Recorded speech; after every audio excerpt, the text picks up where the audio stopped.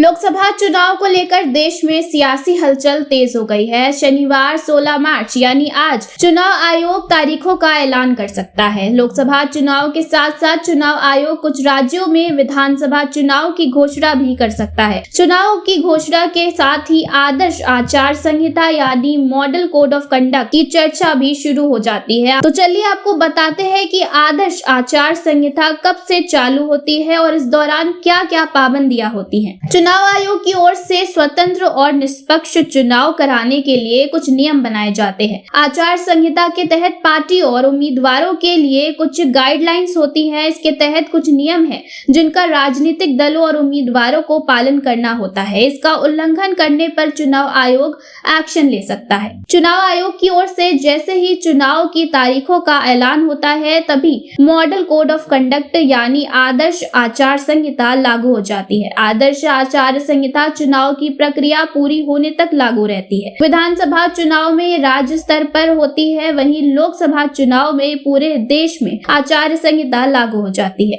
तो चलिए जान लेते हैं आदर्श आचार संहिता के नियम क्या क्या हैं। चुनाव आयोग की तरफ से जारी नियमों के अनुसार चुनाव प्रचार के दौरान कोई पार्टी या उम्मीदवार ऐसी किसी भी गतिविधि में शामिल नहीं होगा जो आपसी नफरत पैदा करती है या फिर जातियों और समुदायों के बीच तनाव पैदा कर सकती है। चुनाव प्रचार के दौरान नेताओं को विपक्षी दलों पर असत्यापित आरोप लगाना या आलोचना करने से बचना चाहिए। कोई भी उम्मीदवार या पार्टी चुनाव प्रचार के लिए धार्मिक स्थलों जैसे मंदिर, मस्जिद, चर्च, गुरुद्वारा या अन्य पूजा स्थलों का इस्तेमाल नहीं कर सकता है। कोई उम्मीदवार वोटों के लिए जाति या सांप्रदायिक भावनाओं की अपील नहीं कर सकता। धर्म या जाति के नाम पर वोट नहीं मांग सकता। मतदाताओं को रिश्वत देना, उन्हें डराना धमकाना, मतदान केंद्र से 100 मीटर की दूरी के भीतर प्रचार प्रसार करना आपराधिक गतिविधि मानी जाती है। वहीं जुलूस के दौरान दूसरे दलों को दिक्कत नहीं देनी चाहिए। एक पार्टी के पोस्टर दूसरी पार्टी